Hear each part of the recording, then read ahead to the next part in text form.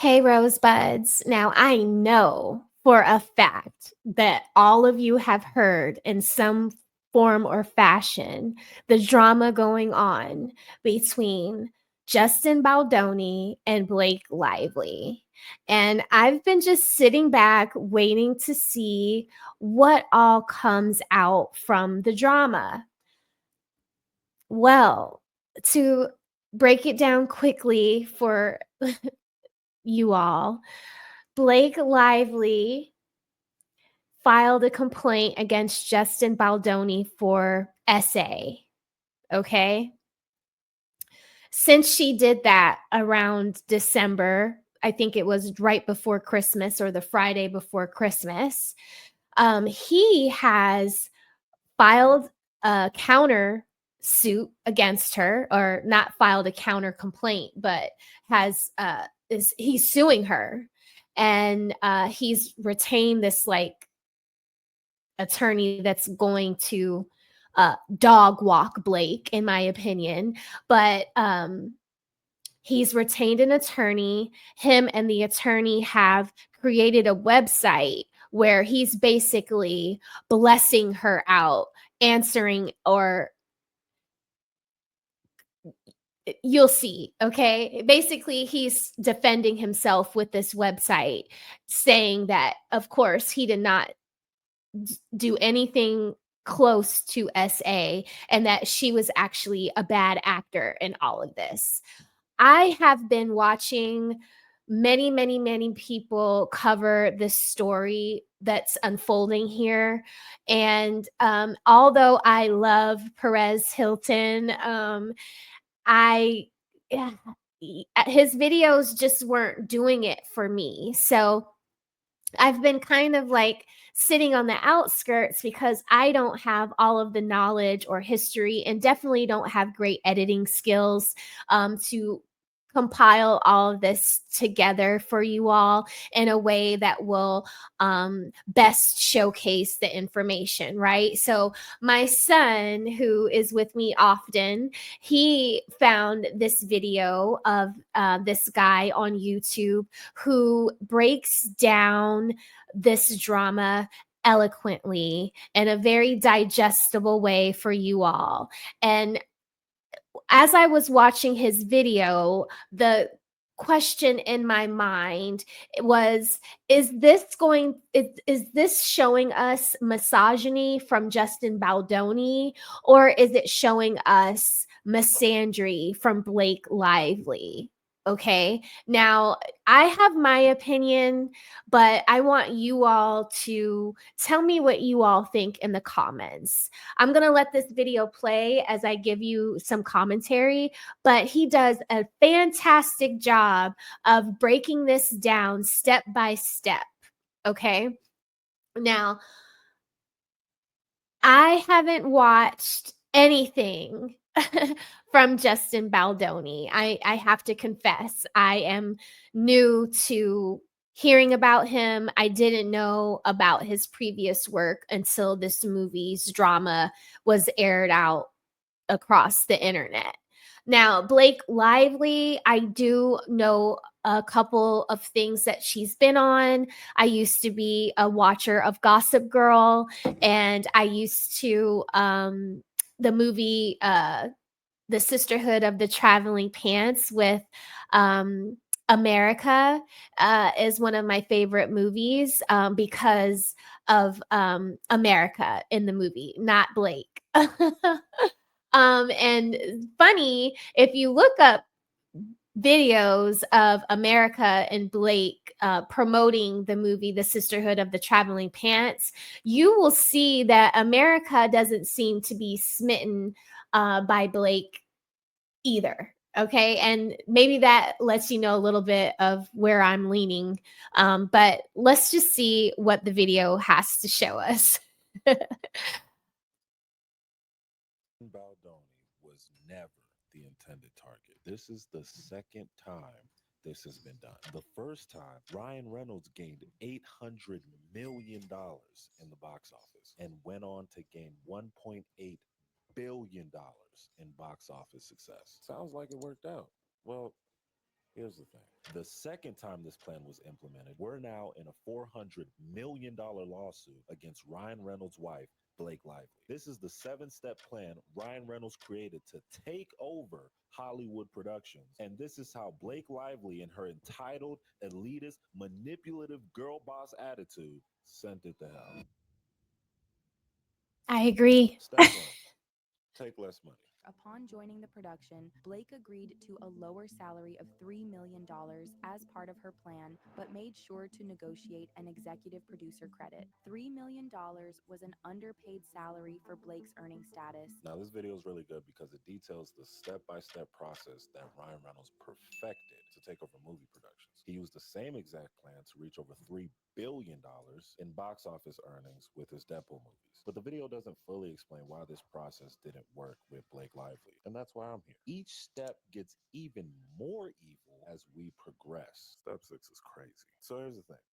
Actors take less all the time, especially if they're trying to get their foot in the door or really believe in the project. So I did research on Blake Lively's payment history. I'm going to be sure to link his video in the description. Okay. Again, great, great, great, great, great YouTuber. I've definitely subscribed, and I suggest you all do the same if you like this kind of information. Okay, here we go. In the industry, and she doesn't get very much. This is the most she's ever been paid for an individual role, 3 million. But her status warrants more. I don't think Blake knew what she was getting herself into, but I think her husband did. For the first Deadpool movie, where Ryan admitted he let go of getting paid and accepted a very low salary of $2 million, was a calculated move. By being willing to take such a pay cut for a superhero movie, Ryan gained the trust of those in charge of the production by demonstrating his commitment to creative authenticity over financial gain. Take one for the team. Ryan Reynolds at the time was like a B plus list actor who had just gotten $5 million for his Green Lantern role in 2011, which tanked. So on the second chance with another superhero movie, this is make or break. He wanted to show the crew that he believes in this project and he's here to make the best fucking movie because his career quite literally depends on it. And with the budget not as big as your typical superhero movie at $58 million, the studio let Ryan and the crew get a good amount of creative control over the project. All of that was authentic. Blake's situation wasn't. She read the book and fell in love, but Blake had nowhere near. Okay, I have to correct him on this because from what I'm hearing from everyone else, she actually didn't read the damn book. She didn't read the book. Justin Baldoni read the book, fell in love with the book, and bought the movie right.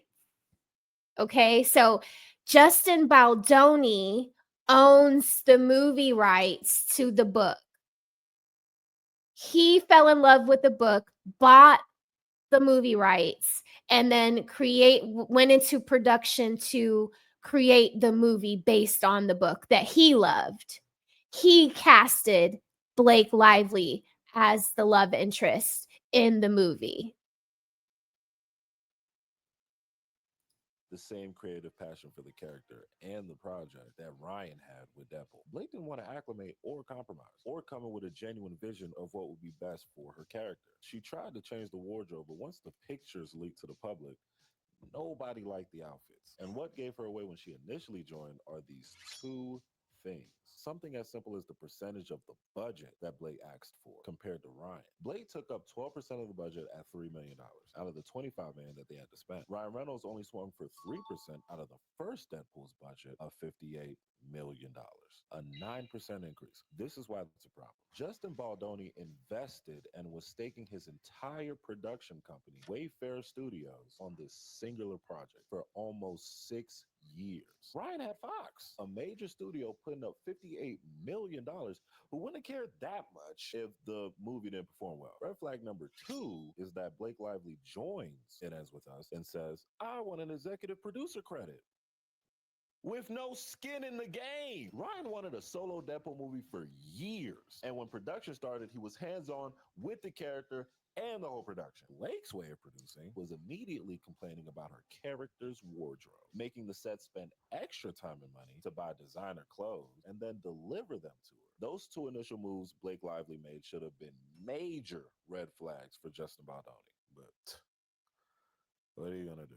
Step 2, wait until 50% of the budget is spent, which takes us to Blake's second move. This is where the hijacking really started. To wait until half of the production budget has been spent. Yet, she ignored their vision and demanded to change the wardrobe to fit her preferences. With this, the budget became overstretched as they had to shop and collect new outfits based on her demands. The strategy to destabilize the management of funds on the project continued with Blake by ensuring they also delivered her entire wardrobe to her and Ryan's home for fitting, which was an additional cost for logistics and the crew. This caused a lot of tension with the crew and Justin, who's the director and producer. Blake's demands clashed with the creative vision Justin had been developing for 5 years. So why didn't he kick her out and hire another actress? Because if she leaves, the whole project would collapse and it would be over for Justin.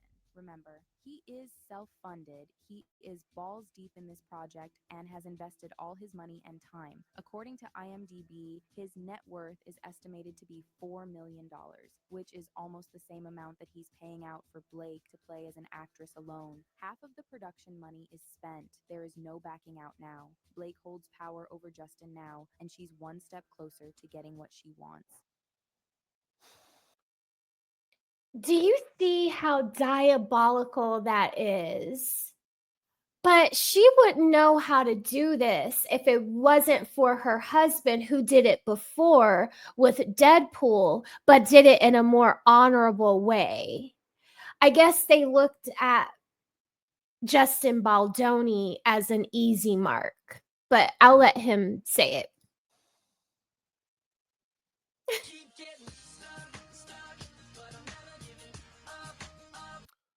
The sick bitch knew what she was doing. She came in and siphoned all the money. On Deadpool, Ryan made a concerted effort to work with the team, not Right. waste money. So far, Blake's ate up 12% of the budget for her salary alone.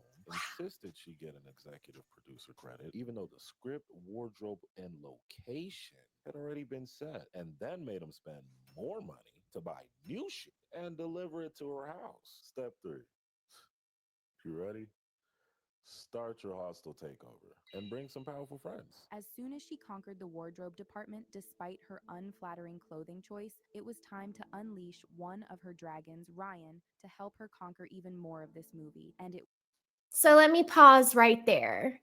In the lawsuit, the reason why they're referring to her friends as her dragons is because in text messages that were leaked out to the public, I guess from Justin Baldoni, she says to him, she basically makes all of these Game of Thrones references where she compares herself to Khaleesi and says basically that her husband Ryan and her bestie Taylor Swift are her dragons, and they will either work with you or work to destroy you on her behalf. A bit misandric to me. I mean, if that's not misandry, at you know, to threaten this man that has all of his monies connected to this project, to make that kind of statement to him is so unprofessional. And then did she even watch Game of Thrones? Because from what I hear, Khaleesi doesn't make it. But we'll let him continue. was the script Ryan's specialty. In a text message to Justin Baldoni, Blake Lively referred to herself as Khaleesi and called Ryan and godmother of her children and billionaire friend Taylor Swift her dragons. That was so fucking corny. This metaphor implies that Reynolds and Swift play influential roles in backing her decisions and actions, starting with Ryan, who previously has been praised for his brilliance in scriptwriting and witty dialogue for Deadpool 1. So much so that Reynolds secured an official producer credit for Deadpool 2, which is a super important detail to remember for later. Earn. You can't write. This is on Ryan too. By all means, help your wife. But to sit there and feed into her entitlement and do all the work for her own hostile takeover makes you look even more lame and whipped.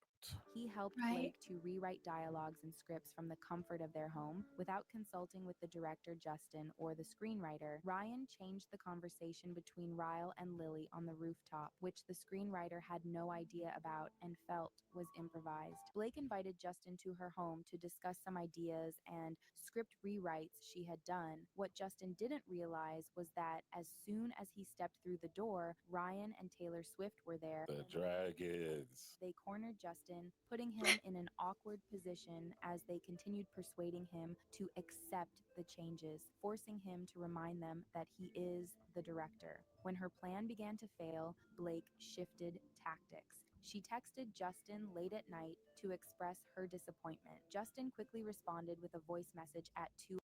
She started texting a man that she was working with that wasn't her husband late at night to manipulate him into giving her what she wants. And then months after the movie has already come out, she files an SA lawsuit, uh, an SA complaint against him. What a tricky little fish she is. Okay, let me go on. 2 a.m., which we'll now listen to. Reading the second part of your message, my heart sank. And damn right, you got great friends if that's how you felt and they knew that. But I just wanted you to know that I didn't need that because it's really good and it's going to make the movie sing like you said. And I am so sorry you have been through what you've been through with these other filmmakers and producers or whoever the people were that you worked with. Justin gave in and let her have her way. Blake regained her I gotta stop this too and scratch my head too. I understand that you are the smaller fish in the bucket between Ryan Reynolds, Taylor Swift, and even Blake Lively, even though we consider her maybe a B, C, D actress, not an A-list actress. Um, why are you conceding to this little booger who's creating so much drama and headache for everybody that's working for you? At some point, like, I get trying to, you know, be nice about the situation, but being nice gets you walked over. You know, you can be a kind person, but you don't have to be nice all the time. And I think after she changed the wardrobe and started doing things that even the screenwriter didn't know about, I think that would have been my cue to slow pump the brakes on this. Maybe to get somebody in to mediate us because the way that she's operating isn't conducive for the way I'm trying to shoot my film. That's just my thought. We'll let him say it. He says it more eloquently than me because this is pissing me off. Seriously, like her audacity.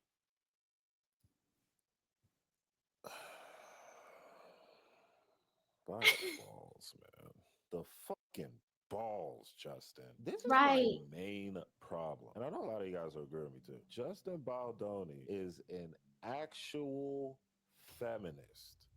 Like a real one. Not the ones that say that they are to manipulate women and then are they're actually creeps. Justin really believes these things. And he's getting Mhm. ran over by a semi truck of people that don't even care if his kids don't eat next month. And what's worse is he's laying down on the tracks with a smile on his face, thinking he's serving his ultimate purpose, bowing down to women and letting himself be degraded. Step four. And this was actually a lucky curveball for Blake and Ryan's little takeover, because this didn't happen for Ryan in his first Deadpool production. The writer's strike of 2023. Despite the many struggles that Blake had caused the production to set them back in preparation for getting control of the project, with the help of Ryan's experience of renegotiating his position in Deadpool to get more creative control and a lucrative back-end profit-sharing deal, took full advantage of the actors and writers' strikes to her advantage that coincidentally halted the production. During this vulnerable time, when filming stopped temporarily, Blake seized the opportunity to strengthen her hold over the film by renegotiating her contract. For her return to work, she presented a list of 17 non-negotiable demands, The insisting list. on The list was a very critical move for Blake Lively. Not only did it demand more creative control over the project so that she can get her little PGA award, but what the list also did was lay the groundwork for the media narrative that Blake was going to spin and hold over Justin Baldoni's head as bargaining chips to make sure the production stays in check and follows her demands. Things like no more showing nude videos or images of women, including the producer's wife, no discussion of pornography or personal sexual experiences, no mention of times where physical consent was not given in sexual Are you kidding me? No description of genitalia to live.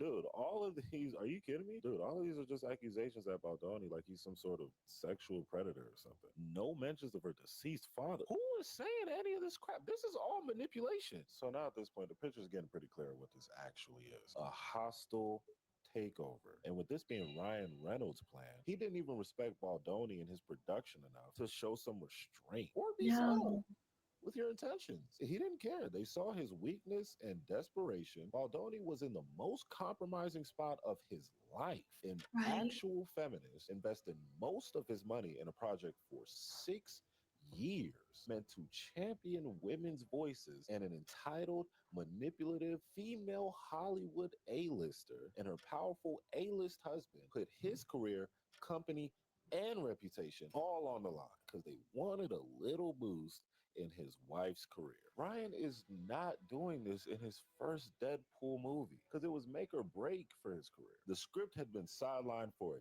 decade, finally got greenlit, and then was being produced by Fox. He was humble, and it earned his movies $3 billion. This go round, they weren't humble, and now they're in it for $400 million. Step five, take over the editing. This is the second most pivotal part in the hostile takeover process, and this is how Blake went about it. once filming finally. So do you see what she's doing? She's using his plight, which is that he bought the rights of the book. He's in production now, working on this for 6 years with all of his money invested. Her and her husband have so much more money than him.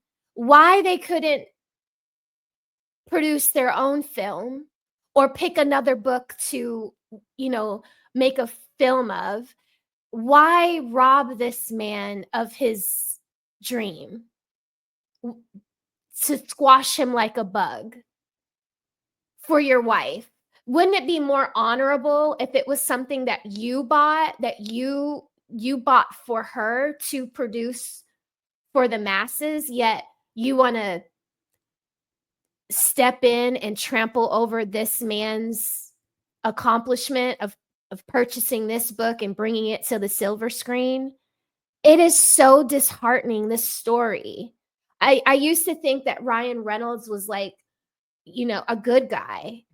Now I see him as a cuck, and I see his wife as misandry. She's all about misandry at this point with this lawsuit. Wrapped, Justin thought he was finally free of Blake, but he couldn't have been more wrong. This time, he had both Blake and Ryan to contend with. Justin was about to enter his director's protected editing That phase, guy a looks critical defeated. phase of Oh the my process. goodness. Look how young he looks. Full of health, sparkle in his eye. He even has Colleen next to him. Done.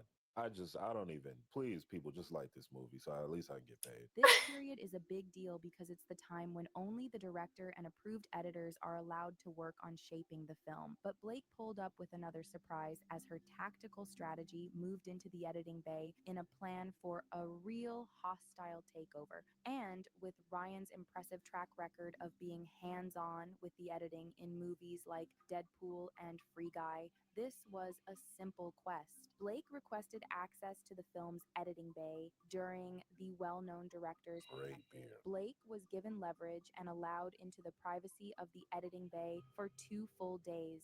And this is where she and Ryan really got to work. She intentionally managed to extend her access to 10 days, which gave her and Ryan 10 enough time days. to edit their own final cut of the movie, something that never would have been possible if she hadn't gotten the 10 days. But Blake wasn't the only one making power moves. Taylor Swift was also involved. The film's original composer was fired. Why? Because Taylor Swift had worked with him before and allegedly had personal issues with him. Taylor pressured They have dismantled this man's hard work for 6 years, all of his money. They're just coming in and making his movie what they want his movie to be. So, so bad, Blake. This is so bad. This is bad, girl. You are a bad girl. And your husband is a little snake himself. And you two are just some snaky people. And Taylor, my God, this is what you do? You use your power to fire people at the 11th hour because they were mean to you before? Girlfriend, grow up. Grow up. the production to fire him and replace him with someone connected to Ryan's Deadpool team. Blake's cut was then forced to compete with the director's cut. The studios tested the 2 versions with audiences, and Justin's cut tested higher. Taylor's not even a part of the movie. How is she able to fire somebody? This is a circus, bro. Taylor gets somebody fired. Ryan gets somebody fired. Blake is firing people. So they say that Taylor was able to. So basically, Taylor said, if you want my song on the movie soundtrack, remove this person.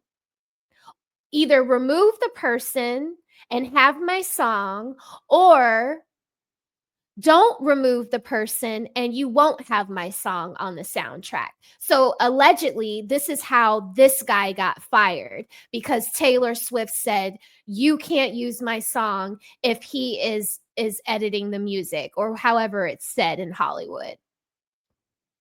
This is how you use your power? Oh, my goodness. Here we go. What? Are you kidding me? What the hell is going on? So I am confusion. If Ryan tried to pull any of this shit in Deadpool, I'm telling, bro, again, Ryan operated in good faith and had genuine investment in his character and the project on Deadpool. And he was the star. Of course, they let him in the editing room. Blake has been a hag since day one. And people like Baldoni's cut more. And she still said no. The video doesn't mention it, but she actually did agree to go with whoever's cut of the film wins. She was going to go with that film. She was so much of a pretentious bitch that even when losing to Justin's cut, she did this. Step 6, threatening to not promote, and it is now that Blake drops her dangerous ultimatum on Justin. She threatened to leave the project, take the book's author with her, and to make 0 marketing appearances if her cut wasn't picked. Bitch, you agreed! I'm telling you, bro. By the balls. If Blake, the main lead, had been absent, It Ends With Us would have been a big disaster. And Blake and Ryan were well aware of this. They are aware of their promotional and social power, and they continue to use this as leverage as they put the production hostage with their requests. And now, the #1 reason Ryan Reynolds and Blake Lively did all of this. Here we go, guys. Siphoning the budget, releasing the Krakens, dropping a list of demands, The Krakens. sexual accusations, stripping Justin of his editing rights, and then threatening to not promote the movie. All for A producer credit. Aside from planning to take over the film project completely, Blake had one final thing to take over. But first, she had to put Justin in the basement at his own premiere and for his biggest life project. It had been one of the most beautiful nights of my life, career-wise. I literally was sent to the basement. For the movie premiere, Blake put him and his family for the movie, the book that he bought, the movie that he was producing. She and Ryan had this man and his entire family, including someone I believe from the Make-A-Wish Foundation, watch the movie premiere in the basement of where everybody else is. Look at the ceiling. Look at how nice everyone is dressed. They are sitting next to covered tables and bottles of water in a basement of his own movie's premiere. How disgusting is that? There are many things that I want to say about Blake Lively, the plantation princess, but I won't, because this is only about misandry or misogyny. But the plantation princess really got some nerve, y'all.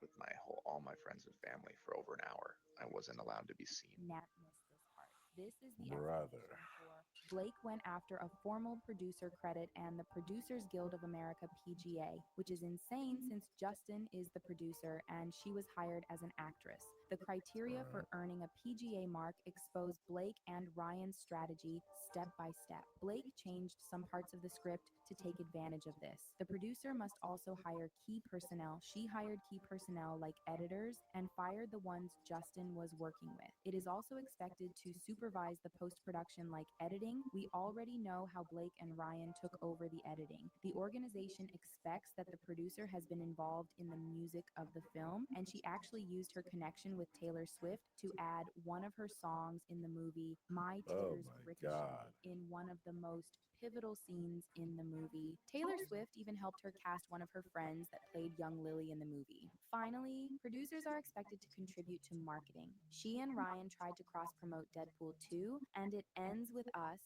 in hopes to get a powerful Barbenheimer effect. But here, she also miserably failed since she tried to promote her hairline and her beverage company Buzz at the same time, which got a massive backlash since this movie is about a sensitive topic where DV awareness should be in focus. So why was she so relentless in trying to get this PGA mark? This could transform her career from being an underestimated actress into a respected producer, just like her husband, where she also would be able to negotiate higher salaries for all her future projects, back-end deals to make millions, and earn a percentage of a film's profit.